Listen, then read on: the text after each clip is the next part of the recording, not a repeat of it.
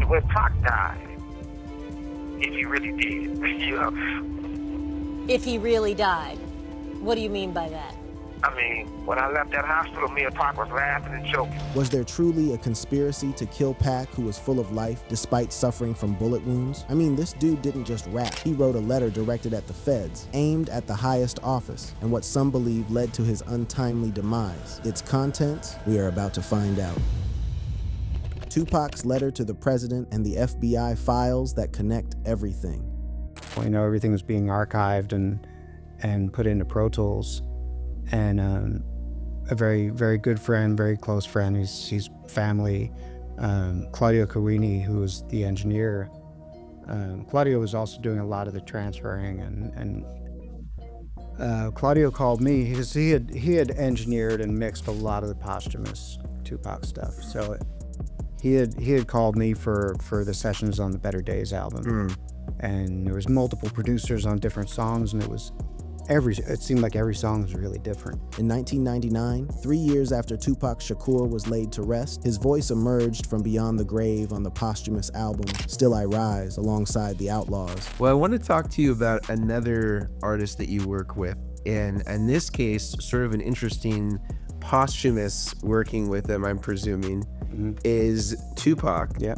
And the hit song after, I think it was his first posthumous release, which was Thug Mansion. Right. Thug's Mansion. However, another track in particular hit different, a song titled Letter to the President that served as Tupac's direct communication to the federal government, specifically targeting then-President Bill Clinton and the Democratic Party for their failures in addressing the struggles of black communities across America. The track opens with Tupac addressing the commander-in-chief like he was writing a personal note to an old acquaintance who forgot where he came from. He lays out the situation in his neighborhood with surgical precision, explaining that nothing has changed since Clinton took office. The poverty remained. The police brutality continued. The drug epidemics ravaged communities while politicians made empty campaign promises from podiums far removed from the realities of the streets. Throughout the song, Tupac described law enforcement patrolling black neighborhoods like they were monitoring animals in a zoo. He questioned why his people remained economically devastated while the government found resources for everything else. He demanded that the Secretary of Treasury recognized that his community needed to get paid, not through handouts, but through genuine opportunity and systemic change. What made this letter particularly significant was how Tupac wove his revolutionary heritage directly into the fabric of the song. He shouted out Mutulu Shakur, his stepfather, who was a Black Liberation Army associate, and FBI Most Wanted fugitive, declaring that he would ride for Mutulu the same way he would ride for Geronimo Pratt, his godfather, who spent 27 years wrongfully imprisoned due to suppressed evidence. These were not random name drops. These were deliberate references to individuals who had been targeted, surveilled, and neutralized by the very federal government Tupac was now addressing. The letter concluded with Tupac warning that if the system continued ignoring the cries of the marginalized, mayhem would follow. He spoke of weaponry freezing the biggest adversaries with ease, making it clear that the frustration brewing in the streets would eventually boil over into chaos if genuine change did not arrive. Now here is where things get interesting. While there is no direct connection between the lyrics of this song and the official investigation into Tupac's 1996 murder, the themes within this letter have fueled one of the most persistent conspiracy theories in hip-hop history,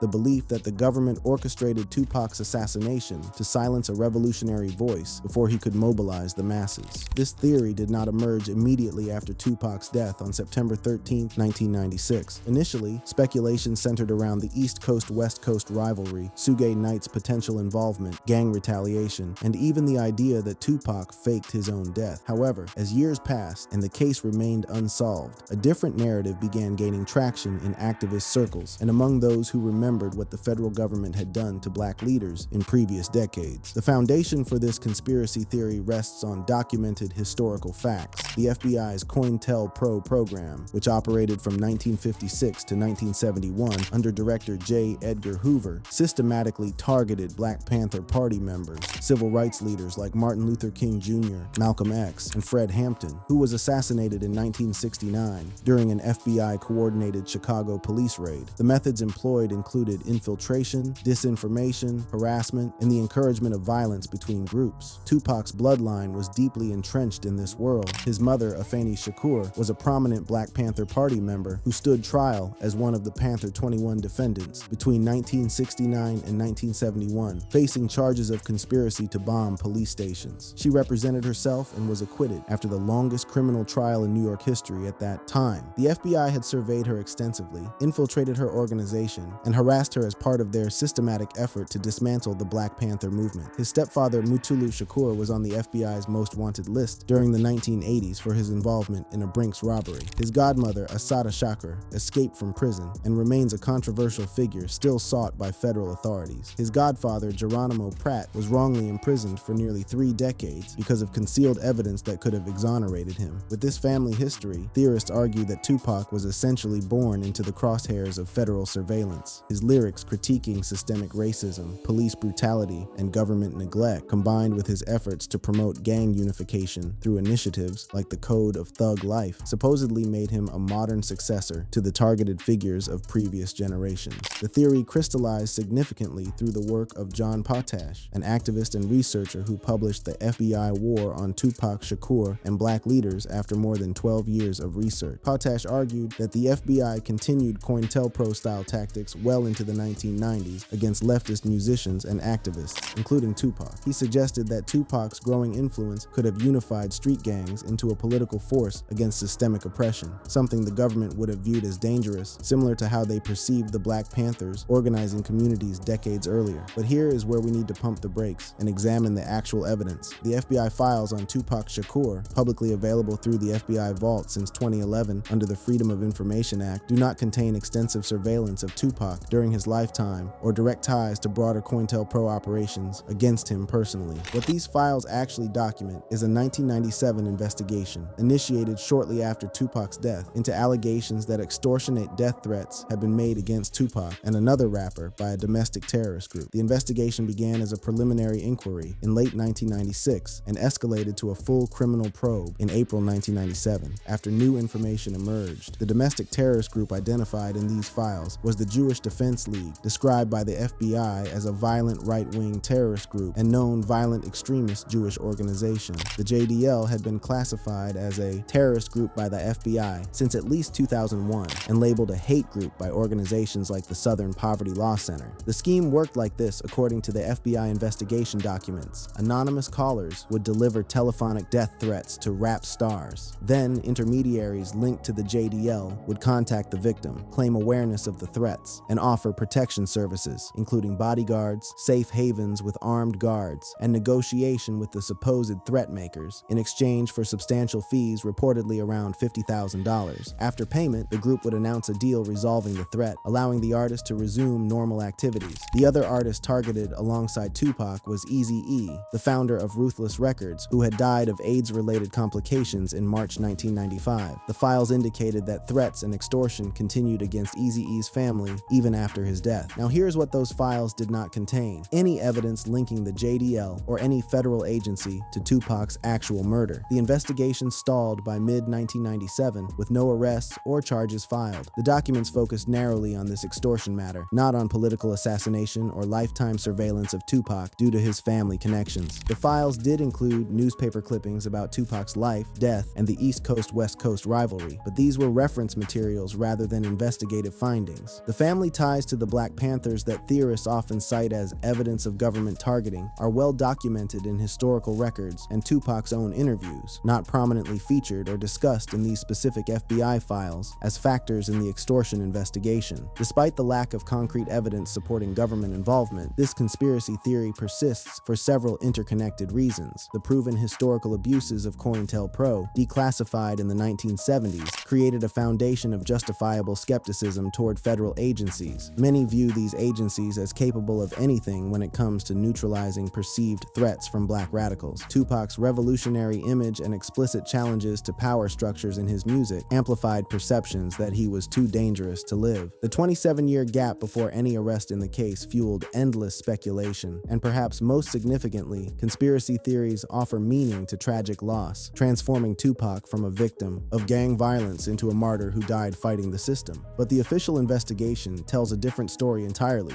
one rooted in street politics rather than federal machinations. And that story leads us directly to what Tupac represented beyond the music: his activism, his contradictions, and the dangerous world he navigated until his final breath. Tupac's revolutionary activism and the conspiracy theories that refused to die.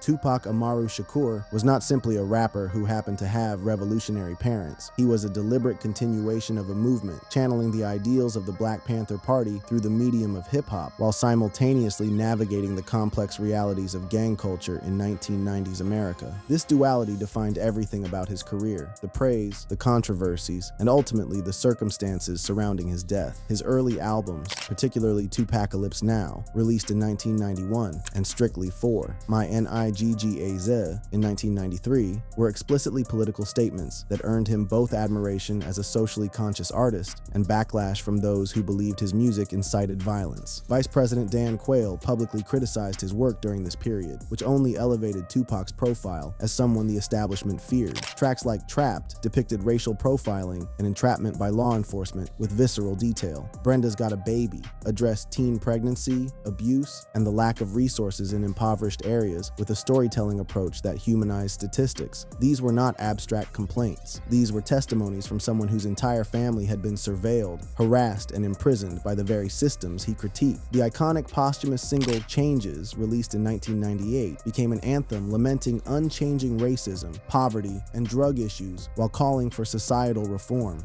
Keep Your Head Up promoted respect for women and resilience amid hardship. Dear Mama honored his mother's struggles with addiction and single parenthood with a tenderness that contrasted sharply with his more aggressive tracks. But Tupac's relationship with gang culture was where things got complicated. He critiqued its destructive roots while simultaneously promoting a reformed version through his thug life philosophy. In 1992, Tupac helped draft the Code of Thug Life at a Watts Truce picnic, getting Crips and Bloods to sign a 26-rule ethics code promoting community protection, prohibiting attacks on civilians, and resisting government manipulation. The acronym THUGLIFE stood for The Hate You Give Little Infants to Everybody, highlighting how systemic hate and marginalization create cycles of violence that eventually affect all of society. His famous tattoo across his stomach with the I depicted as a bullet symbolized this philosophy. This was not blind glorification of street life, but rather a diagnosis of its causes and a call for righteous conduct within impossible circumstances. However, after signing with Death Row Records in 1995 and affiliating with Mob Piru Bloods, his music shifted toward gangster rap celebrating hedonism and violence. Albums like All Eyes on Me reflected a different Tupac, one who framed this content as depicting hopeless street realities rather than solutions. This blend of activism and street persona created constant danger. Legal troubles disrupted his output. A 1993 Atlanta police shooting that was ruled self-defense, a 1994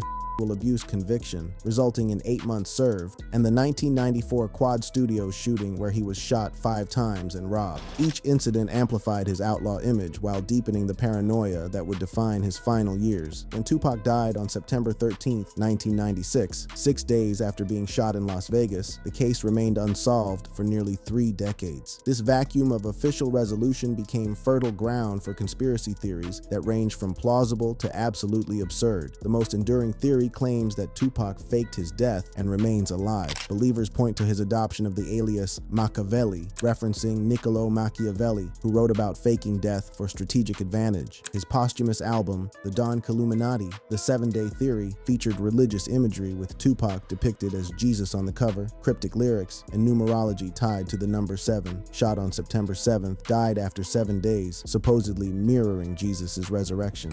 I interviewed like some family members, just distant family members who happen to live in Lumberton, and one guy goes, "Hey, do you want to tour the house? I'm the caretaker." And I'm like, "Oh." So I just ripped my pants on a fence for absolutely nothing. You could just take it. I'm like, "Yeah, I didn't even tell my wife." He's like, "Yeah." He drives me there. I'm literally inside of Feni Shakur's house with the caretaker.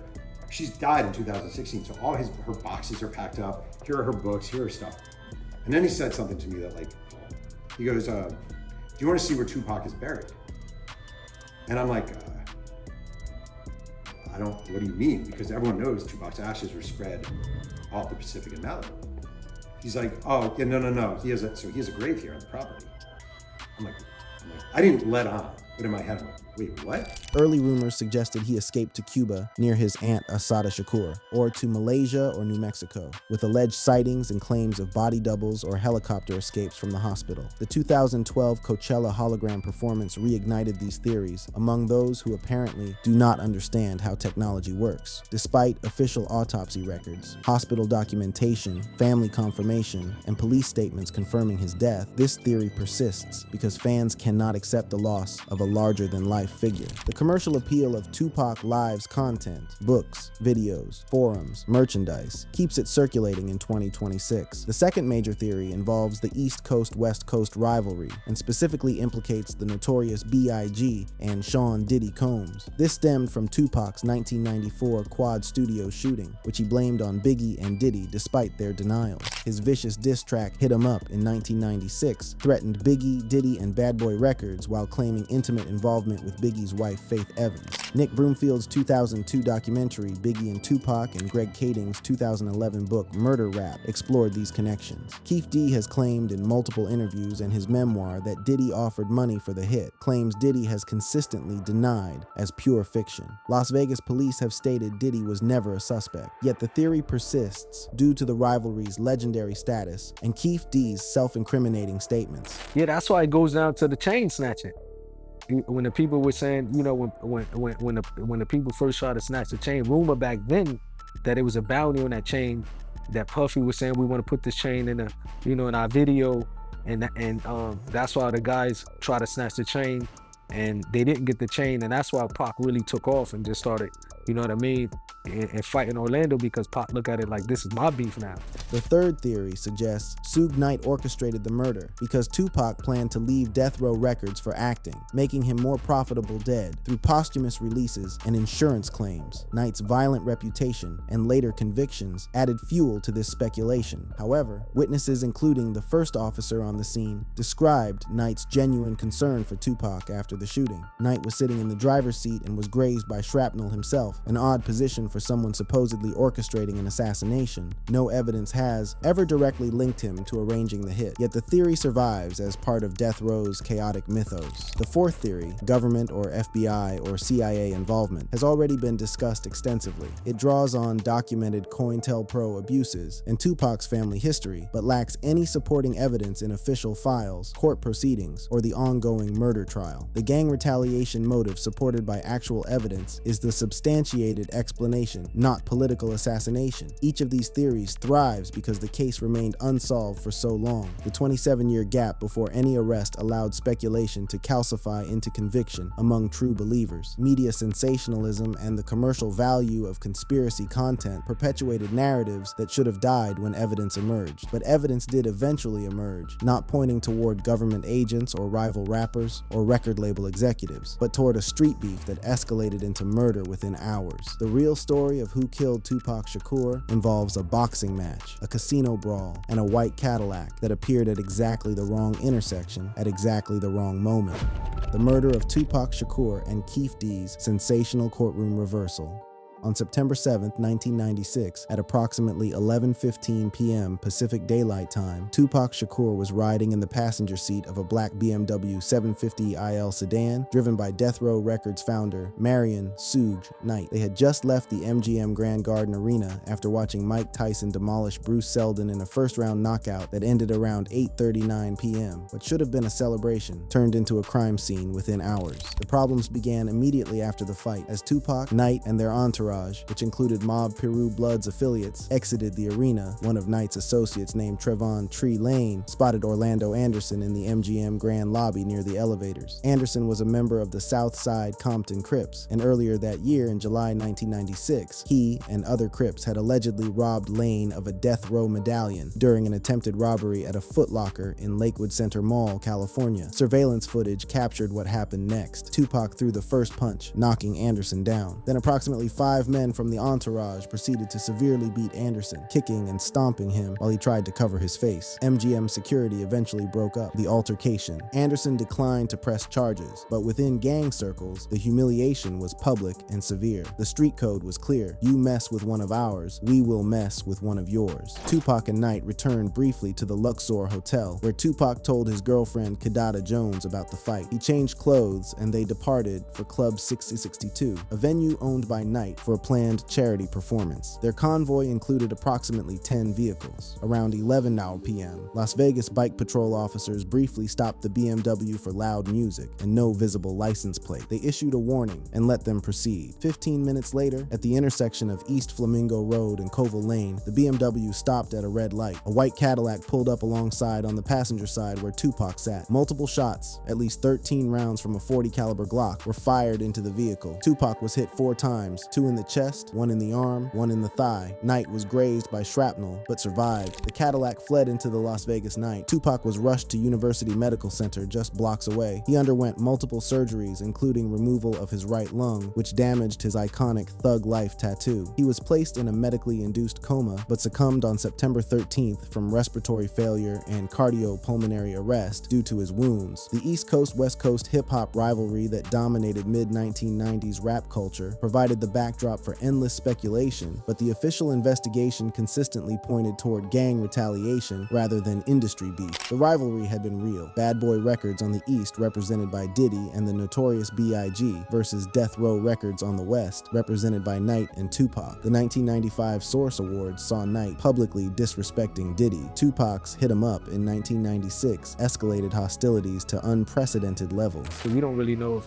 he really was part of it. Like Keefe D said that he was, he paid to get Pac and Suge, we don't know though. You know what I mean? Like, I still got to be just, even though if I don't really, hold Puffy in a high regards, or if I look at him a certain way, doesn't mean I can just openly say things that I don't know. But the Las Vegas Metropolitan Police Department maintained that the murder stemmed directly from the MGM Grand fight, not coastal rap politics. The motive was simple. Tupac and his crew had humiliated a Crip in front of hundreds of witnesses, and retaliation came within hours. The prime suspect emerged through his own words. Dwayne Keefe D. Davis, Orlando Anderson's uncle and a former high-ranking Southside Compton Crips shot caller, essentially talked himself into prison over the course of 2 decades, the path to his. Arrests began with Compton Police Department informants who quickly pointed to Southside Crips and Anderson as suspects after the shooting. Tips circulated that Anderson was bragging about the hit and brandishing a Glock. Anderson denied involvement, claiming he was a fan of Tupac's music, before being killed in an unrelated Compton gang shootout in May 1998. In 2002, the Los Angeles Times published a series by Chuck Phillips detailing the gang retaliation motive and naming Anderson as the likely shooter based on sources. But the breakthrough came in 2008 when Keefe D, facing federal drug charges for PCP trafficking, entered a proffer agreement with an LAPD task force led by Detective Greg Kading, who was investigating both the Tupac and Biggie murders. Under this limited immunity deal, Keefe D confessed he was in the white Cadillac's front passenger seat. He obtained and provided the .40 caliber Glock used in the shooting. He orchestrated the retaliation after his nephew was beaten at the MGM Grand, and he stated that Anderson fired the fatal shots. Do you believe Keefe D when it comes to Puffy? Like when he make comments and say that, Puffy was scared of Tupac and Suge,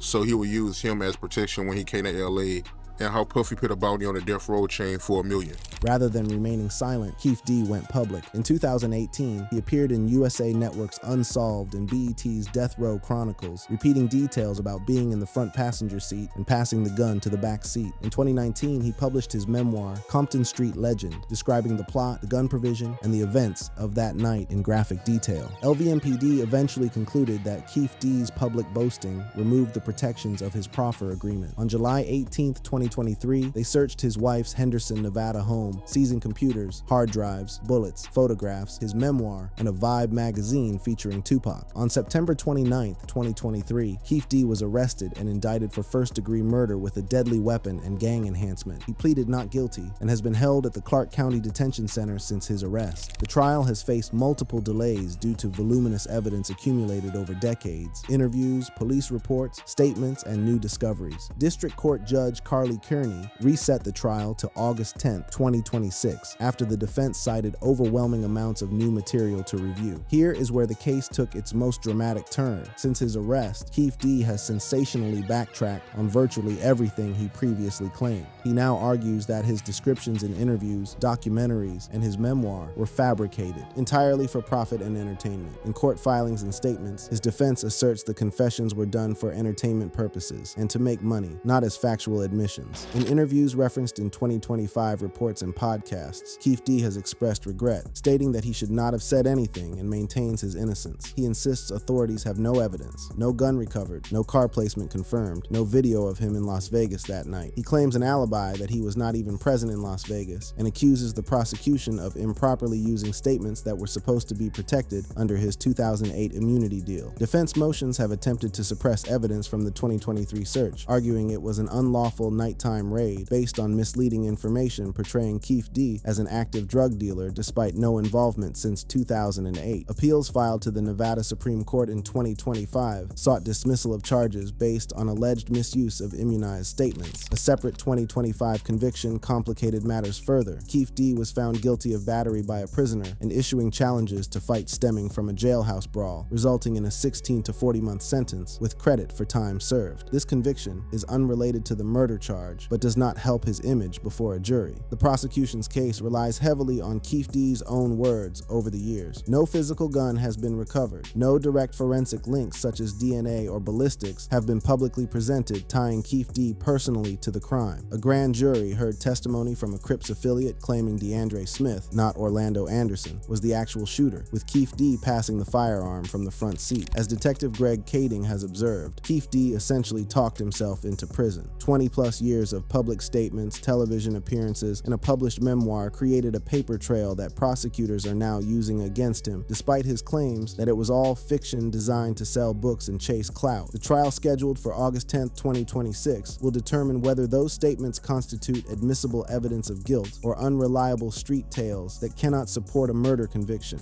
Nearly 30 years after Tupac Shakur was gunned down on the Las Vegas Strip, the legal system may finally deliver a verdict, though whether it will bring closure or simply generate new conspiracy theories remains to be seen. That'll be all for now, fam. For more of such videos, be sure to click on the card showing on the screen.